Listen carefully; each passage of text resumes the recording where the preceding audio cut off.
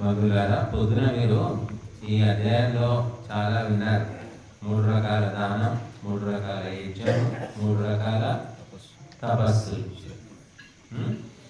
చాలాసేపు విన్నట్టున్నారు. నేను లేనప్పుడు మరి ఏం విన్నారో ఏమిటో మరి. మరి ఇందులో ఇదే అధ్యాయంలో ఇంకా లాస్ట్ ఇంకా చిట్ట చివర చెప్పింది అందరూ గుర్తుపెట్టుకోండి.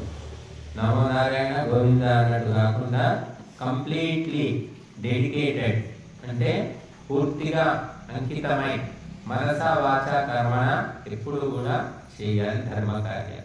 మొక్కుబడిగా వంతుగా చాలా మంది చేస్తూ ఉంటారు. హిందువులంతా అలాగే తయారైతే ఏదో పురోహితుడు వస్తాడు, ఏదో చేయమంటాడు కాబట్టి ఆయన బాధపడలేక చేస్తున్నాం అన్నట్టుగా చేస్తూ ఉంటారు. అసలు వ్రతం కావచ్చు, వరలక్ష్మి వ్రతం కావచ్చు, ఏ పూజ అయినా సరే ఏదో అందరూ పోతున్నారు, మనం పోకపోతే మనల్ని ఏమనుకుంటారో, నాస్తికులు అంటారా, కమ్యూనిస్టులు అంటారా, నక్సలైట్లు అంటారా, ఏదో ఒక పేరు పెట్టాలి. ఎందుకు వచ్చింది దీపాలు నలుగురితో పాటు పోసుకుని పోతే అయిపోయింది. ఇలా వెళ్తూ ఉంటారు చాలా మంది. కాబట్టి ఇక్కడ చివరి శ్లోకం చూడండి, 28వ శ్లోకం.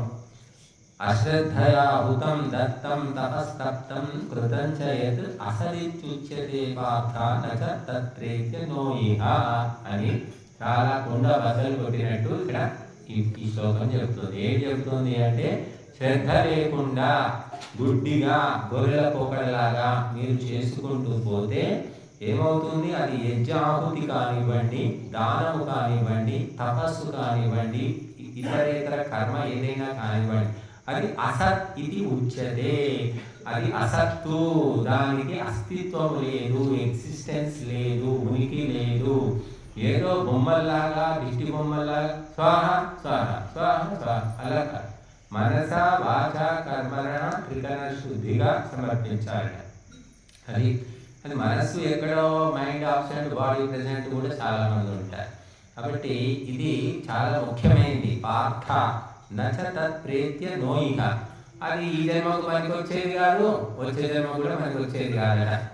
శ్రద్ధ తీసుకోవాలి, తీసుకో, దానం తీసుకో అని ఇచ్చి కొంతమంది దానం చేస్తూ ఉంటారు. శ్రద్ధ ఉండదు, ఏముండదు. వాడు పురోహితుడు కానివ్వండి, ఎవడైనా రండి స్వామి గురించి తీసుకోండి తీసుకోండి. నేను చాలా చోట్ల చూసాను. పురోహితులకు దక్షిణ, గురువులకు దక్షిణ ఇవ్వాలంటే ఎట్లా ఇస్తారు, ఎలా తయారయ్యారంటే వాళ్ళకి చెప్పి చెప్పి మాకే తీసుకొచ్చి నోరు మూసుకున్నాం, మానేసుకున్నాం. ఏమిటంటే పోతూ ఉంటే అయిపోయింది, యజ్ఞం అయింది, అది అయిపోయింది, పోతుంటే స్వామీజీ ఇంకో దక్షిణ అని డబ్బులు తెచ్చి చేతిలో పెడతారు. కూలి వాడికి కూలి ఇస్తాం కదా, కూలి ఇచ్చేటప్పుడు ఏమైనా మర్యాద ఉంటుందామా? కూలికి ఇచ్చేటప్పుడు ఎలా తమలపాకులు పెట్టి, బొట్టు పెట్టి, పండ్లు పెట్టి ఇస్తాడు ఎవడైనా? ఏ బుద్ధిహీనుడు కూడా ఇవ్వడు. గురువులకు కూడా అట్లాగే తయారయ్యారు. అది తమలపాకులు ఉండవు, ఒక పువ్వు ఉండదు, ఒక పండు ఉండదు, ఏది ఉండదు. ఇంకా కొంచెం బుద్ధిమంతులు ఏం చేస్తున్నారంటే కవర్లో పెట్టిస్తారు. కవర్లో అది కొద్దిగా గుడ్లో మేళ అనుకోవచ్చు.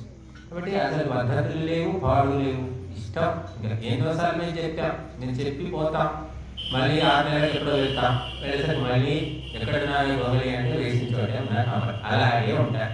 ఎన్నిసార్లు చెప్తాం, అవసరం అమ్మ, ఎవరి ఏడుపు వాళ్ళు ఏడవని, ఎవరి కర్మ ఏమైనా కానీ అది వదులుకోవాల్సింది. ఎన్నిసార్లు చెప్తాం.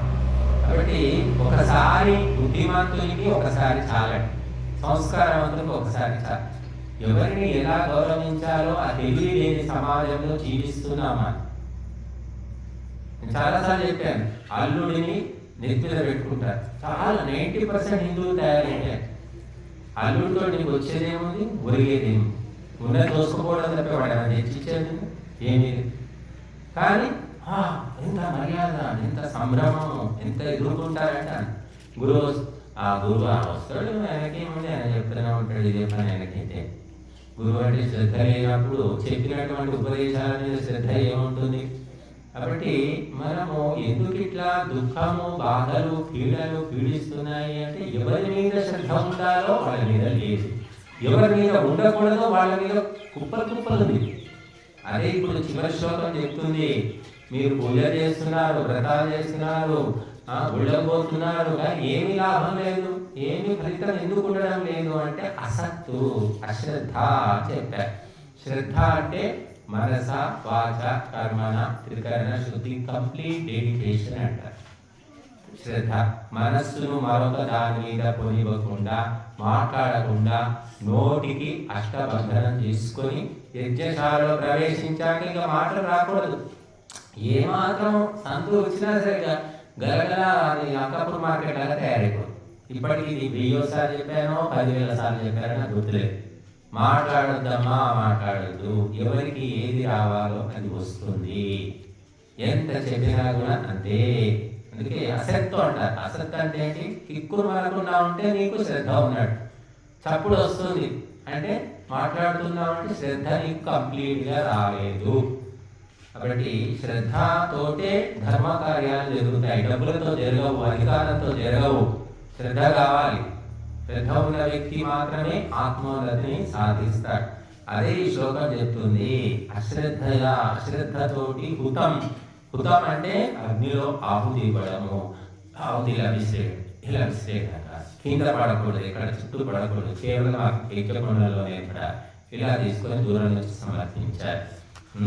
తర్వాత కొంతమంది ఏంటంటే అవసరం ఉన్న మంటలు తీవ్రంగా ఉన్నప్పుడు ఎక్కువ వేయండి అని నేను చెప్పాను. మంటలు తీవ్రంగా ఉందా తక్కువగా ఉందా గమనించేది లేదు. ప్లేట్ పోసేస్తూ ఉన్నారు. అలా కాదండి. మంటలు తీవ్రంగా ఉన్నప్పుడు ఎక్కువ ఆహుతులు, ఎక్కువ సామాగ్రి వేయండి. నెయ్యి తక్కువ వేయడం. నెయ్యి మళ్ళీ పోస్తే ఆ మంటలు ఎక్కువైపోతాయి. అలాగే మంటలు తక్కువ ఉన్నప్పుడు నెయ్యి ఎక్కువ పోయాలి, సామాగ్రి తక్కువ వేయాలి. ఇది ఒక ప్రాసెస్. మీరంతా కూడా కట్టెల పొయ్యి మీద వంటలు చేసిన వాడే. కళ్ళు మూసుకొని చేశారు కట్టెల పొయ్యి మీద. జాగ్రత్తగా చూసుకుంటూ ఆ ఊదుకోవడంతో ఊదుకుంటూ కళ్ళ నుంచి నీళ్లు గారిన పోగొచ్చినా కూడా ఎంతో తెలివితోటి నడుపుకున్నారు. ఇంకా వానకాలం అయితే ఇంకా ఎక్కువ తెలివి కావాలి. బట్ ఈ అగ్నిహోత్రం అంటే ఏదో గాలికి మనం చేసుకొని దులిపేసుకొని అయిపోయింది అనుకోవడం కాదు. ప్రతి ఒక్కటి కూడా అష్టావధానంలాగా గమనిస్తూ ఉండాలి. తెలుసుకోవాలనే ఇష్టం ఉండాలి. చాలా మంది నేను చూస్తూ ఉంటాను.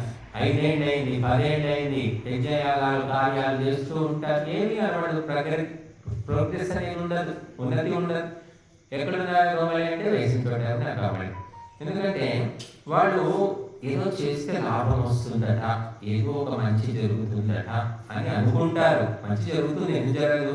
కాకపోతే శ్రద్ధతోటి చేయడం అనేది చాలా తక్కువ. మన క్లాసులోనే పాఠాలు చెప్తూ ఉంటే, ట్యూషన్ చెప్తున్నారు, పాఠాలు చెప్తున్నారు, ఇన్ని చెప్తుంటేనే నెత్తికి ఎక్కట్లేదు. చెప్పండి ఎందుకు అంటే కొంతమందికి ఎక్కుతుంది. ఇక్కడ కూడా అంతే అన్నమాట. ఈ మనసు ఏంటి అంటే ఆశావాసతే బద్ధాః. ఈ మనసులో రకరకాల ఆశలు, కోరికలు, వాసనలు అన్నీ ఒక చెత్తకుప్పలాగా పేరుకుపోయాయి. కాబట్టి ఇది ఎక్కడం కష్టం, శ్రద్ధ ఏర్పడడం కష్టము అని చెప్పారు. అందరికీ శ్రద్ధ ఏర్పడితే ఈ పాటికి భూలోకం ఖాళీ అయిపోయింది. కాబట్టి కొంతమందికే శ్రద్ధ ఏర్పడుతుందట. కాబట్టి ఆ కొంతమంది ఎవరు అనేది మాకు కూడా తెలియదు. మా దృష్టికి కొంతమంది వచ్చారు. కాకపోతే మేము ప్రత్యేకంగా భగవంతుని దృష్టికి ఎంతమంది వచ్చారు మాకు తెలియదు. కాబట్టి మనము ఏదో ఒక కోరికతో చేయవచ్చు, తప్పు లేదు. కాకపోతే అందులో కూడా శ్రద్ధ ఉండాలి. శ్రద్ధతో చేయాలి. ఏది తొందరగా ముగించుకుందాం, అయిపోయింది, వెళ్ళిపోదాం, ఆత్రం ఇవన్నీ కాదండి.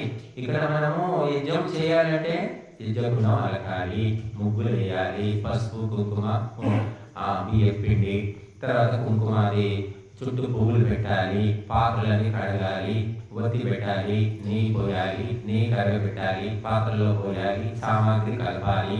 ఇవన్నీ ఎన్ని పనులు ఉన్నాయి? ఇవి ఎంతమంది వచ్చి చేశారు?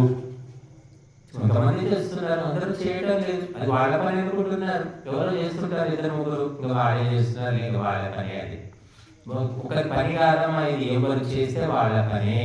అందుకే శ్రద్ధ ఉన్న వాళ్ళు ఏంటంటే చేస్తూనే ఉంటారు. శ్రద్ధ లేని వాళ్ళు ఎందుకు నాకెందుకు హాయిగా వచ్చి చేసుకుంటే అయిపోయింది కదా, ఎవరో చేసుకుంటారులే అనుకుంటారు. ఇప్పుడు శ్రద్ధ ఉన్న వ్యక్తులు ప్రతి ఒక్క విషయం లోపల తలదూరుస్తారు, చేయి వేస్తారు, సహాయం చేస్తారు, అడగకుండానే. అడిగితే కాదు.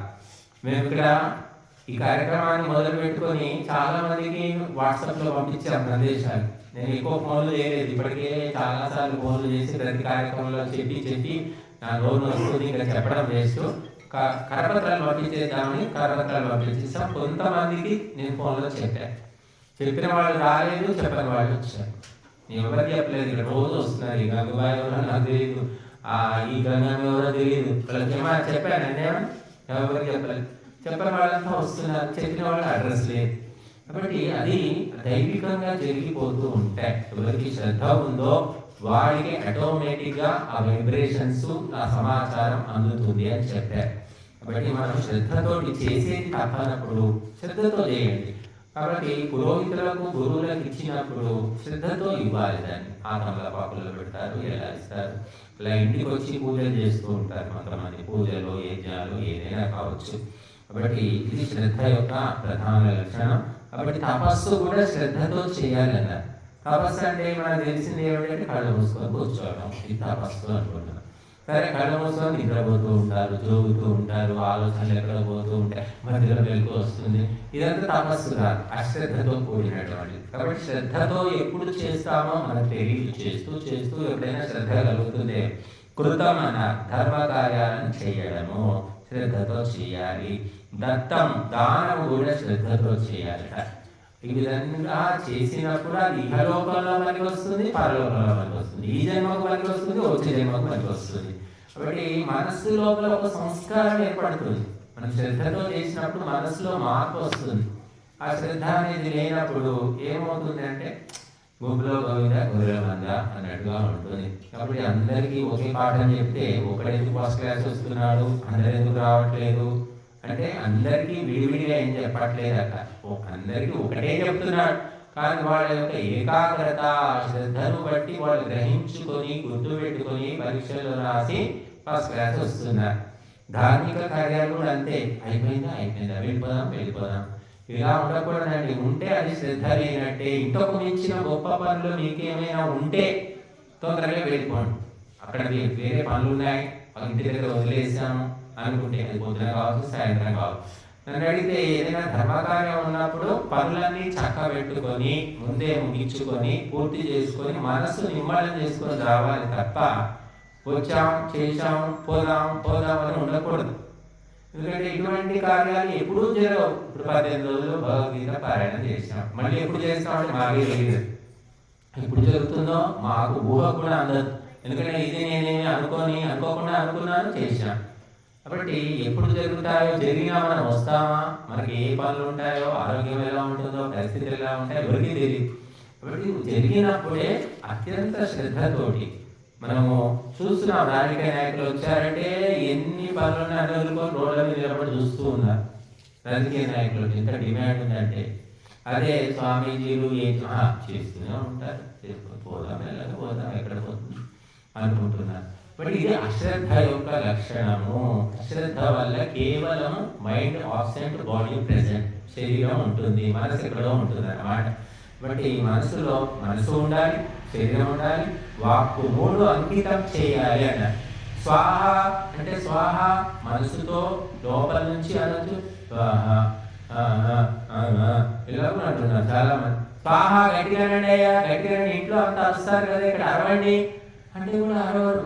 మాట రాదు, ఇక్కడికి వస్తే మాట పడిపోతుంది. ఇంట్లో మాత్రం గట్టిగా అరుస్తుంటారు. ఎందుకు చదవకూడదు, స్వాహ అంటే నష్టం ఏంటి తెలియదు వాళ్ళకు. అది ఎందుకు అలాగ అయిపోతున్నారు. కాబట్టి స్పష్టంగా మనం స్వాహ స్వాహ అని మనం కూడా పలకాలి. పురోహితులే పలకాలి, మనం పలకనవసరం లేదు అనుకోకూడదు. కాబట్టి శ్రద్ధాత్రయ విభాగ యోగము అని యోగి అధ్యాయంలో పేరు పెట్టారు. ఫస్ట్ క్లాస్ శ్రద్ధ, సెకండ్ క్లాస్ శ్రద్ధ, థర్డ్ క్లాస్ శ్రద్ధ. సరే, ఏదో ఒక శ్రద్ధ, థర్డ్ క్లాస్ శ్రద్ధ ఉన్నా పర్వాలేదు అనుకుందాం. అసలు ఏ శ్రద్ధ లేని వాడు ఉంటారు, గుంపులో గోవిందా గొర్రెల మంద. కాబట్టి అట్లా ఉండకుండా క్రమక్రమంగా శ్రద్ధను మనం పెంపొందించుకోవాలి. అది శ్రద్ధ అనేదే అన్నిటికీ శ్రద్ధావాన్ లభతే జ్ఞానం అని గీతలోనే మనకు చాలా చోట్ల వస్తుంది. శ్రద్ధావంతుడికి జ్ఞానం ఇస్తాడట భగవంతుడు. వాడు పుస్తకాలు చదవాల్సిన పని లేదు, వాడు పోయి గురుకులాల్లో పాఠాలు చదవాల్సిన పని లేదు. వాడి మనసు లోపల ఆ అంతర్వాణి వినిపిస్తుంది. వాడి లోపల నుంచి ఆ సరస్వతి నది ప్రవహిస్తుంది. ఇప్పుడు శ్రద్ధ ఉన్న వ్యక్తులు చదువు రాకపోయినా ఏది రాకపోయినా వారిలో నుంచి దైవీ వాణి పలుకుతుందట, వారికి దైవీ సంకల్పాలు వస్తాయి. కాబట్టి శ్రద్ధ కంప్లీట్గా అంకితం కావడం, లీనం కావడం అంట. మీరంతా సినిమా చూశారు, ఇప్పుడు సినిమాలు చూస్తే మనకు కంబరం వస్తుంది. పాత సినిమాలు చూసినప్పుడు వాడు ఏడిస్తే మనం ఏడ్చేవాళ్ళు, ఖర్చులు తీసుకెళ్తే అవన్నీ తడిసిపోయి అంత ఏడ్చేవాళ్ళు, వాళ్ళు ఏడుస్తుంటే మనం ఏడ్చేవాళ్ళు, అంత లీనమైపోయాం అన్నమాట. దాన్ని డెడికేషన్ అంట. ఇప్పుడు వాళ్ళు ఏడుస్తుంటే మనం నవ్వుస్తుంది, అంటే ఏడవడం కూడా వాళ్ళకి చాలా రావట్లేదు ఇప్పుడు ఉన్న నటులు. కాబట్టి శ్రద్ధ వాళ్ళు అలాగా నటనలో కూడా అంకితమై నిమగ్నమైపోయారు కాబట్టి వాళ్ళు ఏడిస్తే మనకి ఏడుపు వస్తుంది. ఇప్పుడు ఎవరు అంకితమయ్యే వాళ్ళు లేరండి. లక్షల రూపాయలు కోట్ల రూపాయలు ఖర్చు పెడుతున్నారు కానీ ఏ సినిమా చూసినా మనకి ఏ ఫీలింగ్ కూడా. కాబట్టి శ్రద్ధ అనేది ప్రతి ఒక్క పనిలో ఉన్నప్పుడు దానికి చక్కటి రిజల్ట్, ఫలితం అనేది ఉంటుంది. కాబట్టి ఈ శ్రద్ధను పెంపొందించుకోండి. కనుక ఎవరి కోసమో కాదు, ఎవరికో చూపించుకోవడానికి కాదు, మనం మాట్లాడకూడదు. యజ్ఞం స్టార్ట్ అయింది అంటే ఇంకంతే. పక్కవాడు మాట్లాడుతున్నాడంటే నీకు వస్తున్నది, నువ్వు మాట్లాడుతున్నావా, నువ్వు లేదు కదా, నీ మార్పులు నీకు వస్తాయి. పక్క వాళ్ళని పరిశీలించడం మన పనిగా, పక్క వాళ్ళని పరిశీలించడం పనిగా పెట్టుకుంటే ఉన్న మన తపస్సు కూడా వెళ్ళిపోతుంది. కాబట్టి ఎవరు ఏ భావనతోటి ఏ ఏ యథామా ప్రపద్యంతే తథైవ భజామ్యహం, ఎవరు ఎటువంటి శ్రద్ధతో ఎంత కొలతతో వస్తున్నారో వాళ్ళకి అంతే ఇస్తున్నాను అని మనం చదువుతాం గీతలని మరొక చోట. నువ్వు చెంచా తీసుకెళ్తే ఆ గంగా నదిలో చెంచా నీళ్ళే వస్తాయి నీకు, చెంబు తీసుకెళ్తే చెంబడు గంగా నీళ్ళే వస్తాయి, మరి బిందె తీసుకెళ్తే బిందెడు గంగా నీళ్ళు వస్తాయి. నీకు ఎంత శ్రద్ధ ఉందో నీకు అంతే ఫలితం ఉంటుంది. కాబట్టి మనం పక్క వాళ్ళను అనుకోవాల్సిన పని లేదు, ఎవరికి పేరు పెట్టాల్సిన పని లేదు. ఎవరికి వాళ్ళు ఆత్మోన్నతి సాధించాలి అనే లక్ష్యంతో రావాలి. మీకు ఎన్నో ఉన్నాయి, ఆశ్రమాలకు వెళ్ళండి, బోర్డు ఆశ్రమాలు ఉన్నాయి, గుడులు ఉన్నాయి, ఏముండదు అక్కడ. తినడం, భజన చేసుకోవడం.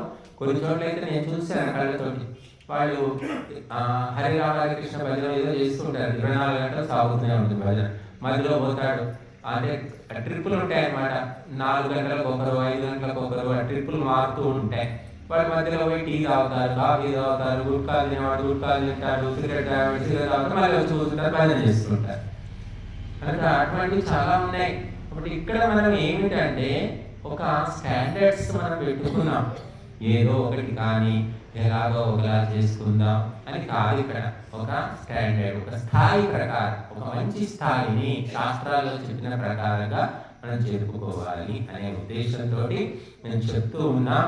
కాబట్టి ఎవరికైనా మొట్టమొదటిలో 1వ తరగతిలోనే చేస్తారు, ఫస్ట్ మొట్టమొదటి 10th క్లాస్లో ఎవరు చేరారు. కాబట్టి 1వ తరగతిలో చేరిన వాళ్ళు ఎప్పటికీ 1వ తరగతిలో ఉండకూడదు అని నేను కోరుతున్నాం. కాబట్టి 1 నుంచి 2, 2 నుంచి 3, 3 నుంచి అలా క్రమంగా మన మానసిక వికాసం రావాలి, శ్రద్ధ రావాలి. ఆ శ్రద్ధ పెరుగుతున్న కొద్దీ మనకు ఎంతో శక్తి, ఎంతో ఆనందం లభిస్తూ ఉంది. కాబట్టి శ్రద్ధ అనేది ఎవరికి వారు పెంపొందించుకోవాలి. దాన్ని ఎవరు, ఏ గురువు కూడా పెంచలేడు, ఎవరు బయట నుంచి ఇవ్వలేరు. నీకు నువ్వు అవగాహనతోటి నీ ఇంద్రియాలను అదుపులో పెట్టుకొని యజ్ఞయాగాది కర్మలు కానివ్వండి, తపస్సు కానివ్వండి. మరి ఇప్పుడు రేపు పొద్దున పారాయణ పెట్టుకున్నాం, మొత్తం భగవద్గీత 3 గంటలు చదవాలి. చదవాలి అంటే ఏదో చదివేద్దాం, గడగడ చదవచ్చు. చదవాలనుకుంటే ఎన్నో రకాలు ఉంది చదవడం. చదువుకుంటే గంట సేపట్టాయి. మరి దాన్ని స్పష్టంగా మరీ సాగదీసినట్టు కాకుండా అనుద్వేగకరం వాక్యం సత్యం ప్రియహితం చ స్వాధ్యాయాభ్యసనం దైవా వాంగ్మయం తపముచ్యతే. అలాగా కొంచెం అర్థం కావాలి, మరి స్పీడ్గా కూడా ఉండకూడదు. అంటే చాలా మటుకు ధార్మిక కార్యక్రమాలు అనేసరికి తొందరగా చేసుకుందాం, ఎక్కడ పోయినా ఇదే ఆలోచన ఉంటుంది. మరి సినిమా తొందర, అయ్యో అయిపోయిందా 3 గంటలు సినిమా అయిపోయిందా, అయ్యో మళ్ళీ సెకండ్ పార్ట్ ఇప్పుడు తీస్తారు బాగుంటుంది, మళ్ళీ సెకండ్ పార్ట్ తీస్తే బాగుంటుంది, థర్డ్ పార్ట్ కూడా తీస్తే బాగుంటుంది ఆలోచిస్తుంటాం. మన సినిమాల గురించి. సీరియల్ అయితే గీడిపాక సీరియల్ 1000 ఎపిసోడ్లు, 2000 ఎపిసోడ్లు అయినా కూడా తనివి తీరడం, ఇంకా సాగదీస్తే బాగుంటుంది, ఇంకా చూడాలి. కాబట్టి మనం ధర్మ కార్యాల మీద శ్రద్ధ ఉన్న వ్యక్తికి ఎప్పుడూ కూడా అది అలుపు అనేది ఉండదు, అలసిపోవడం ఉండదు, విశ్రాంతి అనేది ఉండదు, ఎంతో శక్తిని పొందుతూ ఉంటాడు. మేము ఇలా చెబుతూ ఉంటాము, చేస్తూ ఉంటాము, ఎన్ని గంటలైనా నాకైతే విసుగురాదు. మీ అందరికి వస్తుందో నాకు తెలియదు, కానీ ఎంతసేపు చెప్పమని చెప్తాం వినేవాళ్ళు ఉంటే. కాబట్టి ఎందుకు రాదు అంటే అది మేము దానికి పూర్తిగా అంకితమైపోయాం. అంటే అంకితమైపోతే మనం ఉన్నట్టు, మనకు ఒక శరీరం ఉన్నట్టు, కాళ్ళు ఉన్నట్టు కూడా మనకు తెలియదు. పేకాట ఆడేవాళ్ళు ఉంటారు, కూర్చుంటారు 6 గంటలు, 8 గంటలు, 11 గంటలు ఆడుతుంటారు కదా పేకాట. ఉన్నారు కదా పేకాట గేములు, ఎన్ని గంటలైనా ఆడతారు. ఇక తాగుబోతులు ఉంటారు, రాత్రి తెల్లారిదాకా తాగుతుంటారు, వాళ్ళకి ఏం విసుగురా. కానీ అలాగా ధర్మ కార్యాల్లో కూడా అంకితమైతే విసుగు అనేది రాదు. అంకితం అయిపోతే అసలు మనకు తెలియదు అనమాట, మనం బతికే ఉన్నాం, ఈ శరీరంలో ఉన్నాం అనేది కూడా తెలియదు, మర్చిపోతాం. అది ఒక్కరోజు అయ్యేది కాదు, మాకు కూడా తెలుసు. క్రమక్రమంగా మార్పు వస్తుంది. ఆ మార్పును మీరందరూ కూడా సాధిస్తారని ఆశిస్తున్నాము. రేపు ఉదయమే మనకు 5:30కు ఈ గీతా పారాయణ కార్యక్రమం ఉంది కాబట్టి నేను ఇంకా ఎక్కువ చెప్పకుండా ముగిస్తున్నాను. తర్వాత మరి అల్పాహారము తినే వాళ్ళందరూ కూడా అల్పాహారం తినండి. మళ్ళీ ఇంటికి పోయి వండుకుంటాము, మాకు అన్నం ఉండాలి, కూర ఉండాలి, పప్పు ఉండాలి, ఉంటేనే మాకు తిన్నట్టు ఉంటుంది అనే వాళ్ళ గురించి నేను చెప్పలేదు. కానీ ఏదో ఇంత ప్రసాదం, ఇంత ఉప్మా చేసి మా మొహాన వారేస్తే చాలు, ఏదో తిని ఉంటాం అనుకునే వాళ్ళకి ఇక్కడ ఉంది మరి అల్పాహారం ఉంది కాబట్టి తయారు చేస్తారు. అమ్మగారు ఉన్నారు కాబట్టి మరి తినేసి మనము ఏదో పొట్టలో పడేసి యంత్రాన్ని నడిపించుకోవాలి. రేపు పొద్దున 5:30కి కాబట్టి మన అందరూ కూడా 3ంటికే, ఇక్కడ ఉన్న వాళ్ళంతా 3ంటికి లేస్తారు. ఇంటికి వెళ్ళిన వాళ్ళు కూడా మీరు అలారం పెట్టుకుంటారో 3ంటికి లేస్తారు, 4కి లేస్తారు, 4 కానీ 5:30 కల్లా అందరూ ఇక్కడ ఉండే ప్రయత్నం చేయండి. ఓం శాంతి.